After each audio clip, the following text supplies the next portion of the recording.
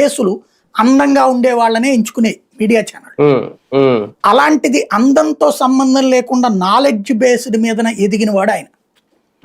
మంచి పొజిషన్కి వచ్చాడు ఆయన. వాస్తవంగా ఆయన డిబేట్ ప్రత్యేకంగా చూడటానికి దేశ విదేశాల్లో వాళ్ళు ఉంటారు. సాక్షికి వచ్చాక ఒక ఛానల్, ఒక రాజకీయ పార్టీ ఛానల్లో పనిచేయడం అనేది ఎప్పుడైనా సరే ఇబ్బందే. ఎందుకంటే వాళ్ళకి సంబంధించిన లెగసీని మనం ఏమనడానికి వీల్లేదు. ఆ సంస్థకి సంబంధించిన ఆ రాజకీయ పార్టీని తప్పడానికి ఏం లేదు. ఇతనికి ఇంకొక ఆల్టర్నేటివ్ లేదు. అక్కడ ఇతన్ని ఎన్టీవీలోంచి తీపిచ్చేశారు. అప్పుడు అమరావతికి భూములతో ఇట్లా అన్యాయం జరుగుతోందన్న డిబేట్ చేసినందుకు. కాబట్టి అసలు సాంతం రోడ్డు మీద కూర్చునే టైంలో వీళ్ళు ఆఫర్ ఇచ్చారు కాబట్టి వచ్చాడు. అతను బ్యాలెన్స్డ్ గానే ఉంటూ వచ్చాడు.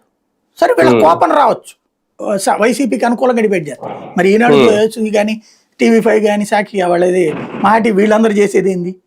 ఇక్కడ వాళ్ళు తెలుగుదేశానికి అనుకూలంగా చేస్తున్నాడు, నేను వైసీపీకి అనుకూలంగా చేస్తున్నాడు. కానీ ఇట్లాంటిది లూజ్ టాక్ మాట్లాడింది మాత్రం ఈ భాషని ఆపుండాలి. అతను ఆపకపోవడం అతను తప్పు ఖచ్చితంగా. ఆ విషయంలో కేసు దాంట్లో దొంగ కేసు అని నేను అన్నాను. తప్పుడు కేసు పెట్టినప్పుడు తప్పుడు కేసు అని అనొచ్చు, నో డౌట్. అందులో ఇప్పుడు ఎవరు తప్పు చేసినా ఖండించాలి. ఫర్ ఎగ్జాంపుల్ ఇదివరకు అంకబాబు గారు ఏదో ఒక ఆయన ఏంటంటే సీనియర్ మోస్ట్ జర్నలిస్ట్ ఉదయం అప్పటి నుంచి కూడా. నేను మొట్టమొదటి ఈనాడులో స్ట్రింగర్ గా పనిచేసే రోజుల్లో ఆయన పేరు బాగా వినేవాడిని. ఉదయంలో ఏ ఎమ్మెల్యే